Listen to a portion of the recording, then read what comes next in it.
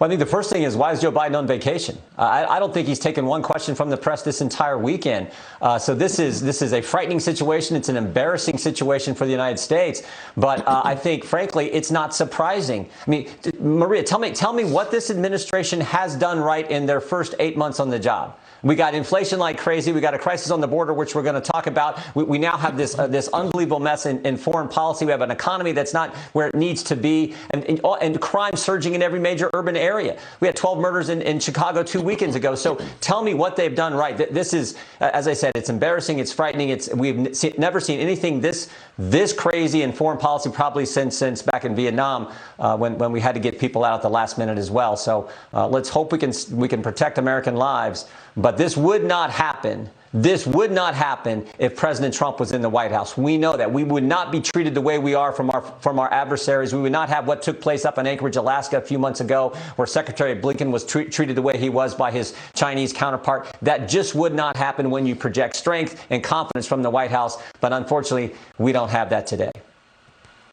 Yeah, and the Taliban actually released a statement saying that they would not take Kabul by force. The insurgent group added it had ordered its fighters to wait and not attack the Afghan capital, and that it was in talks with the other side to discuss entering the city without harming the residents. Of course, the president of Afghanistan has now fled. Yeah. He is gone and left the country. The border is another problem. I spoke with a border source yesterday, and he said they are apprehending people from the Middle East. I'm wondering if this is going to be another option for people who want to do the U.S. harm, coming through the open border. What is your assessment of where we are now at the southern border, which I'm told has destabilized all borders, including the northern border and the coastal borders as well of this country?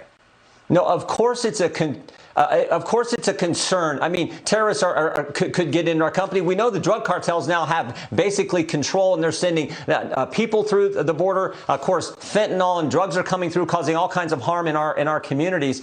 We now have what Secretary Clinton said 5 years ago. We have a borderless hemisphere.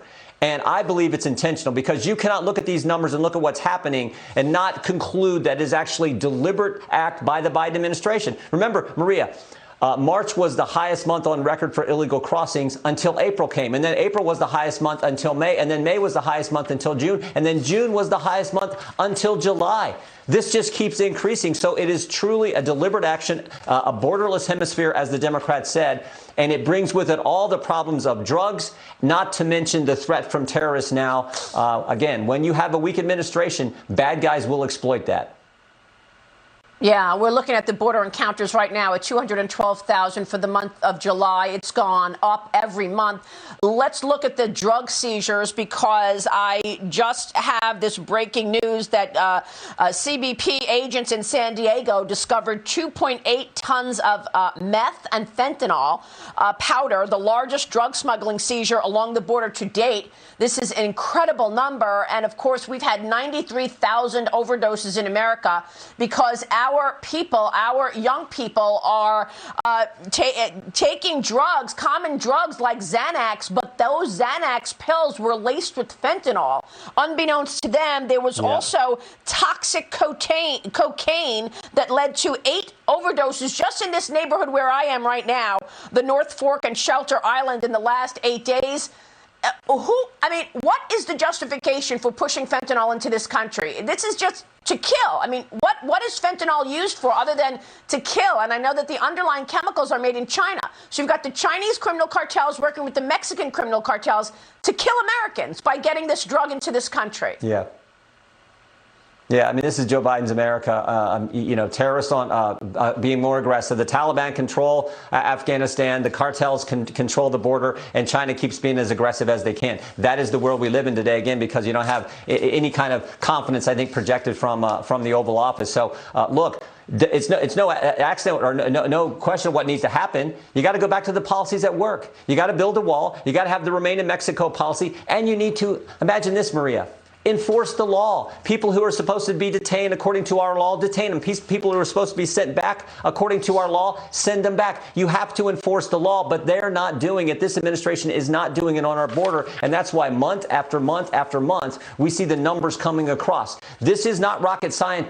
You just have to enforce the law and go back to the policies that worked in the Trump administration, but the Biden administration refuses to do those simple things. They're not following the law in any of their policy, not just the border, but this eviction moratorium extended, allowing people to live in their homes for free. That is also breaking the law. The Supreme Court had already a ruling saying Congress needs to act in order to have that. But what do you make of this federal judge on Friday ordering the Biden administration to resume the Remain in Mexico policy? Will we see that God bless resume? Him.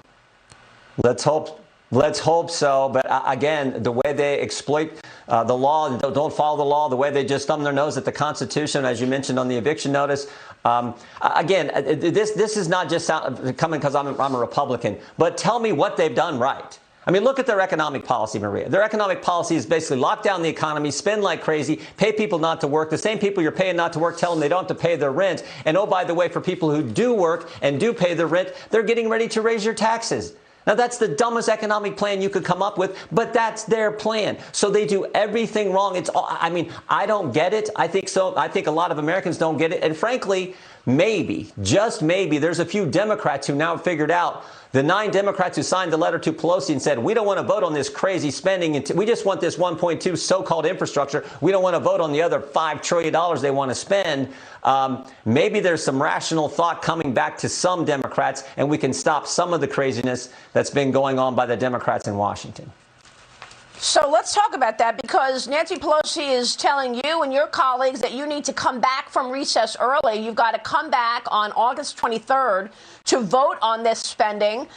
It's outrageous to so many that your colleagues in the Senate in the Republican Party agreed to spend $1.25 trillion on a Green New Deal, as well as open the door to massive spending, $5.5 trillion, where our taxes are going to go higher. And there's not one acknowledgement of these wide open borders, not one acknowledgement that our defenses are not ready in terms of readiness. There's no new money for the defense budget, Congressman, and your colleagues are agreeing to spend money on a Green New Deal.